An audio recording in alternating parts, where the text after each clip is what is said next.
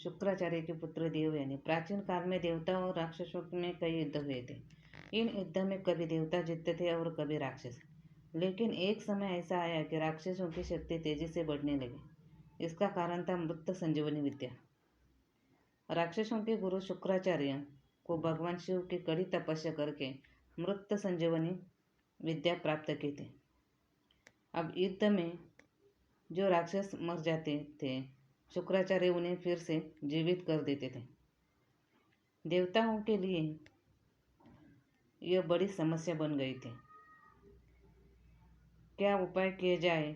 देवताओं के गुरु बृहस्पति भी इस विद्या से अनजान थे। शुक्राचार्य दैत्य के गुरु थे। उनके पुत्र का नाम था देवयानी, जिससे वो संसार से सबसे अधिक प्रेम करते थे। तब इंद्र के कहने पर बृहस्पति ने अपने पुत्र कच्छ से कहा कि वो जाकर गुरु शुक्राचार्य का शिष्य बन जाए और मृत संजीवनी विद्या सीखने का प्रयास करें। बृहस्पति जानते थे कि यह कार्य इतना आसान नहीं होगा। उन्होंने अपने पुत्र कच्छ से कहा कि अगर वो किसी प्रकार शुक्राचार्य के सुंदर पुत्री देवयानी को आकर्षित कर लेता है तो संभवतः काम आसान हो जाए। तब इंद्र के कहने पर बृहस्पति ने अपने पुत्र कच्छ को शुक्राचार्य के पास भेजा ताकि वो उनसे मृत संजीवनी विद्या प्राप्त कर सके। उधर दैत्यों ने जब जाना कि शत्रु का पुत्र स्वयं शिष्य बनकर शुक्राचार्य के पास आया है तो दैत्य घबरा गए। उन्होंने कच्छ को अकेले में मार डाला। जब शाम को कच्छ वापस आश्रम नहीं आए तो शुक्राचार्य ने दिव्य दृष्टि से देख लिया कि कच्छ मारा जा चुका है। जब देवयानी को यह पता चला तो उसने रोते हुए अपने पिता को बताया कि वो कच्छ से प्रेम करती है। तब शुक्राचार्य ने मृत संजीवनी विद्या से कच्छ को जीवित कर दिया। दैत्यों ने कच्छ को कई बार मार डाला, पर देवयानी के कहने पर हर बार शुक्राचार्य उसे जीवित कर देते थे। तब एक बार दैत्यों ने कच्छ को मार के उसे जला डाला और उसकी राख मदिरा में मिलाकर शुक्राचार्य को पिला दी। इस बार जब शुक्राचार्य ने जब जाना कि दैत्यों ने क्या किया है तो उन्होंने दैत्यों को शाप दे दिया। यह सब मदिरा के कारण ही हुआ था। इसीलिए शुक्राचार्य ने यह विधान बना दिया कि आज से जो कोई भी मदिरा का पान करेगा, धर्म उसी क्षण उसका साथ छोड़ देगा। फिर शुक्राचार्य ने देवयानी से कहा कि अगर इस बार उन्होंने कच्छ को जीवित किया तो वो उनके उदर को चीर कर बाहर आएगा, जिससे उनकी मृत्यु हो जाएगी। यह सुनकर देवयानी रोने लगी। वो ना अपने पिता को खो सकती थी, ना कच्छ के बिना जीवित रह सकती थी। उसने अपने प्राण त्यागने का निश्चय किया। अंततः शुक्राचार्य ने कच्छ को मृत संजीवनी से जीवित कर दिया। तब कच्छ ने उनके उदर से भीतर से ही पूछा कि बाहर कैसे आए। तब शुक्राचार्य ने कहा कि पुत्र, मैं तुम्हें मृत संजीवनी की विद्या देता हूँ। जब तुम बाहर आओगे तो मेरी मृत्यु हो जाएगी। तब तुम उसी मृत संजीवनी का प्रयोग कर मुझे जीवित कर देना। ऐसा ही हुआ और अंततः कच्छ को मृत संजीवनी विद्या प्राप्त हो गई। तब कच्छ ने शुक्राचार्य से वापस जाने की आज्ञा मांगी। तब देवयानी ने कच से विवाह का प्रस्ताव रखा, तो कच ने ये कहते हुए ठुकरा दिया कि वो उसके गुरु पुत्र है।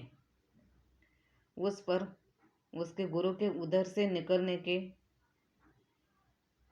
कारण वो उसकी सहोदरा भी हो गई, इसलिए वो उसकी बहन के समान है।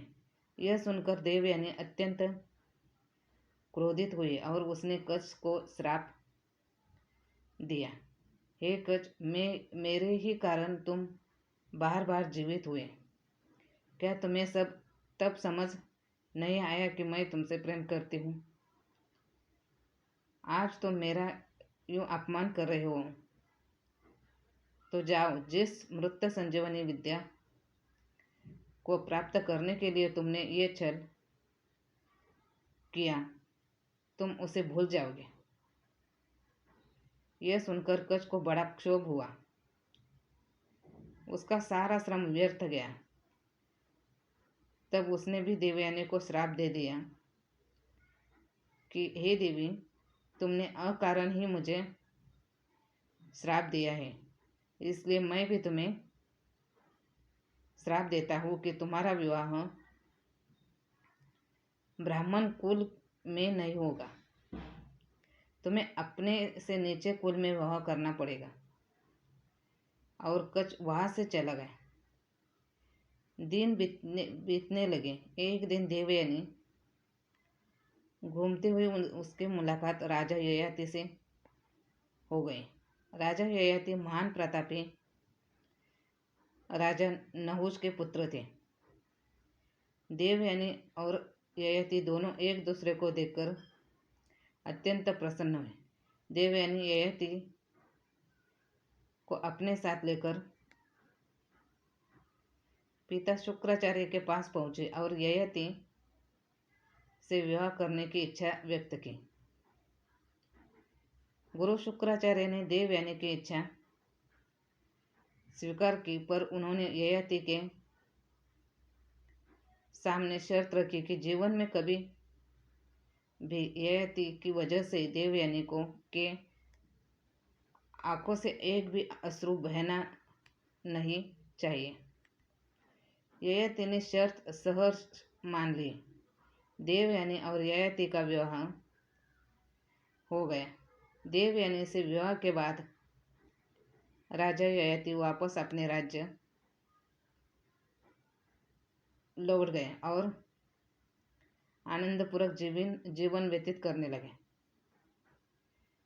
देवयानी के साथ सेविका राजकुमारी शर्मिष्ठा भी आई। दासी होने के बावजूद, चूंकि शर्मिष्ठा एक राजकुमारी थी, अंततः उसे भी रहने के लिए एक अच्छा महल दे दिया गया था। एक दिन शर्मिष्ठा अपने उद्यान में घूम रही थी कि उसका सामना उधर से गुजरते राजा ययाति से हो गया। कच के श्राप का असर कहे या शर्मिष्ठा की सुंदरता या विधि का खेल, राजा ययाति शर्मिष्ठा की सुंदरता पर मोहित हो गए। शर्मिष्ठा भी ययाति की ओर आकर्षित थी। शर्मिष्ठा ने ययाति से विनती की कि वो उसकी भावनाओं का सम्मान करते हुए उससे विवाह कर ले।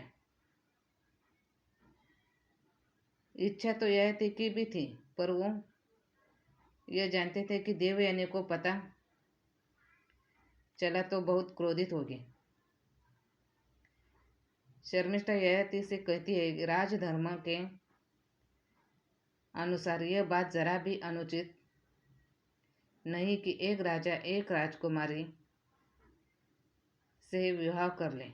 अगर दोनों के मन में एक ही भाव हो तो हम दोनों के मन में एक ही भावना है, इसलिए हमें निसंकोच विवाह कर लेना चाहिए। आखिरकार ययाति शर्मिष्ठा की बातों से निरुत्तर हो गए और दोनों ने गुपचुप गंधर्व विवाह कर लिया। कुछ दिन बाद देवयानी गर्भवती हुई और उसके 2 पुत्र हुए, यदु और तुर्वस्तु। उधर शर्मिष्ठा ने भी 3 पुत्रों को जन्म दिया, पुरु, अनु और द्रुहि। देवयानी को जब पता चला कि शर्मिष्ठा के पुत्र के पिता ययाति है तो उसने यह बात शुक्राचार्य से बताई। क्रोधित शुक्राचार्य ने राजा ययाति को श्राप दे दिया कि वो तुरंत ही एक वृद्ध पुरुष बन जाए। देवयानी ने जब देखा कि उसका युवा सुंदर पति अब एक कुरूप बूढ़ा व्यक्ति हो गया है तो उसे कष्ट हुआ। देवयानी ने पिता शुक्राचार्य से विनती की कि वो अपना श्राप वापस ले ले। शुक्राचार्य बोले, मेरा श्राप तो वापस नहीं हो सकता। हाँ, अगर ययाति का कोई पुत्र अपनी इच्छा से अपना यौवन ययाति को दे दे तो ययाति फिर से युवा हो जाएगा। भोग में डूबे ययाति का मन यौवन के आनंद से भरा नहीं था। वो बड़े आत्मविश्वास से अपने बड़े पुत्र यदु के पास गया और यौवन देने की बात कही। यदु ने ययाति को मना कर दिया। इसी प्रकार तुर्वस्तु, अनु, द्रोही ने भी ययाति के आग्रह को ठुकरा दिया। अंत में ययाति ने अपने सबसे छोटे पुत्र पुरु से याचना की। पुरु ने अपने पिता की बात मान ली और यौवन दे दिया। उसी पर ययाति पुनः युवा बन गए और पुरु एक वृद्ध व्यक्ति बन गया। ययाति ने आनंद पूर्वक 100 साल तक यौवन का उपभोग किया। 100 वर्ष पूरे होने के बाद भी ययाति ने जब अपने को असंतुष्ट पाया तो वह सोच में पड़ गया। उसे समझ आया कि इच्छाओं का कोई अंत नहीं है। लाख मन की कर लो मगर फिर कोई नई इच्छा पैदा हो जाती है। ऐसे कामनाओं को पीछे भागना व्यर्थ है। अंततः ययाति ने अपने पुत्र पुरु के पास वापस जाकर उसे उसका यौवन वापस करने की सोचे। जब पुरु को अपने पिता ययाति की इच्छा पता चली तो उसने कहा, अपने पिता के आज्ञा का पालन तो मेरा कर्तव्य था।